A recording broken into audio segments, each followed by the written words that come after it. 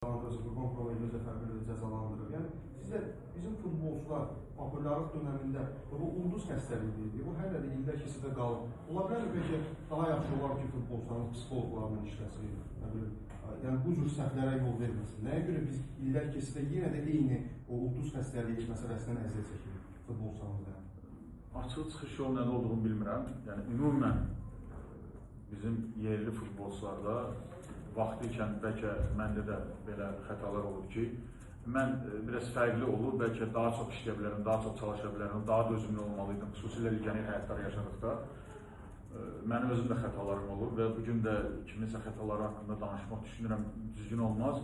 Çox istərdim ki, yerli futbolçularımız daha intizamlı olsunlar, daha istəkli olsunlar. Çünki böyük potensialları var, böyük bacarıqları var.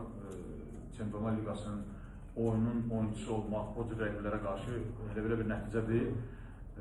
Çalışsınlar, yəni bu uğuru da düzgün idarə eləsinlər, düzgün balanslaşdırsınlar həyatlarında.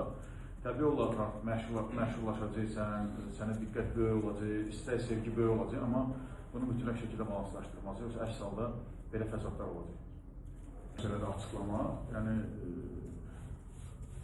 məsələ hakimi tənqid eləməkdən deyil, mən də olsaydı, mən tənqid edəcəydim. Yəni o hakim, mən də mənim penalti epizodlarım verilməsə də, o tənqid eləməyə haqlı görürəm.